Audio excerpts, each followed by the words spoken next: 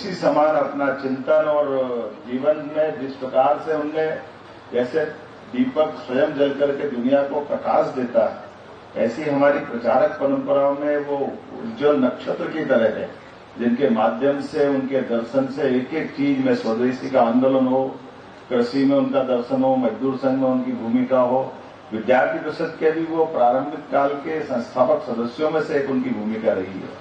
और उनका अपना चिंतन करने का, काम करने का, बाकी सब बातों के साथ उनका लंबा जीवन हम सब में से कई लोगों को मालूम होगा। लेकिन एक एक बात की, जैसे उदाहरण के लिए कई बार मेरे को भी एक कंफ्यूजन था, लेकिन जब उनका एक लेख पढ़ा तो बड़ा मजा आया, अलग ढंग से देखा।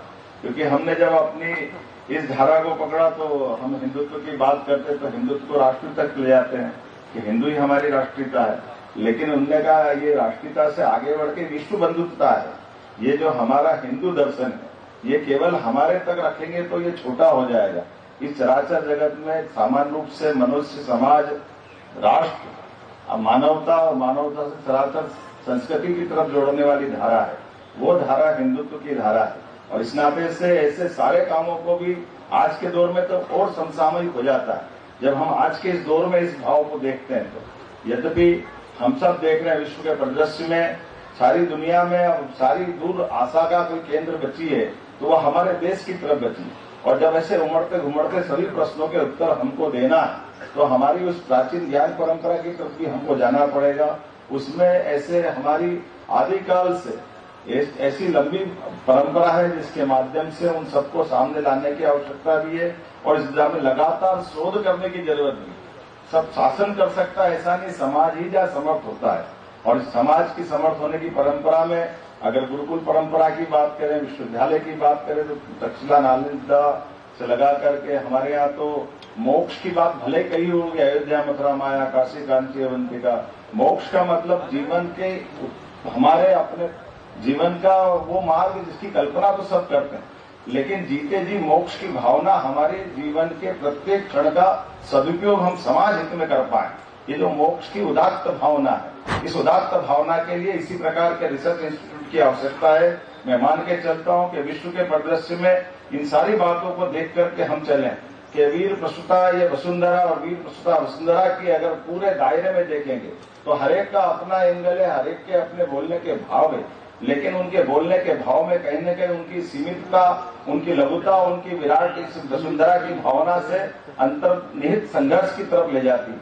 ऐसे में उस संघर्ष से इतर आकर के हम अपने प्रेम बंधुत्व की भावना से अगर जोड़ेंगे तो निश्चित रूप से वो हिंदुत्व की तरफ ले जाते हैं। मैं मान के चलता हूं कि इस शोध संस्थान के माध्यम से, जैसे मिश्रा जी ने कहा कि हमारी अपनी वनवासी आदिवासी संस्कृति या जिस दिशा में बहुत सारे रिसर्च की आज आवश्यकता है, ऐसे में यह शोध संस्थान भारत सरकार के द्वारा न केवल मान्यता प्राप्त है लेकिन समाज के भरोसे ऐसे सारे विषयों को शोध कराने के लिए तो ये सही कहा माननीय हमारे शिक्षा मंत्री जी ने।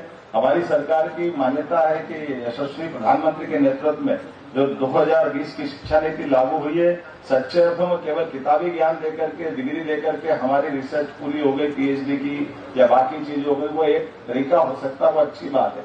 लेकिन रिसर्च तो जीवन भर सब प्रकार की चलते रहना चाहिए। तो सच्चे अर्थों में कागजी ज्ञान के बजाय उसका समीचीन रूप से आज भी उसका महत्व है कि हम उन सारे रिसर्च की तरफ जाएं जिसके माध्यम से समूची मानवता का भला हो सके, समूची मानव संस्कृति का भला हो सके। मैं आज के इस अवसर पर इस शोध संस्थान के नए भवन के अवसर पर सच में मुझे तो 11 बजे का समय दिया था, वैसा मैं अपने स्टाफ से बिल्कुल घड़ी मिला के आया, लेकिन थोड़ा ये गलती हुई कि भूमि पूजन के लिए और 11 बजे के समय को लेकर के ये कार्ड में या पता नहीं क्या हुआ होगा, ये मान के चलता हूँ। क्योंकि हम सब मान के चलते कि जब रिसर्च की बात आती तो समय की पाबंदी की बात भी आना चाहिए। समय की पाबंदी से वो सारी बातों का निराकरण होता है। तो मैं मान के चलता हूँ कि आज के इस अवसर पर कितना सुखद संयोग है जब ज्ञान की देवी के दिन आज हम भूमि पूजन कर रहे हैं। तो सच्चे अर्थों में वसंत पूजन का, ये वसंत पंचमी मनने का, दत्तवन ठेंगड़ी के भवन का भूमि पूजन, ये हमारी वसंत पंचमी को भी सार्थक करेगा।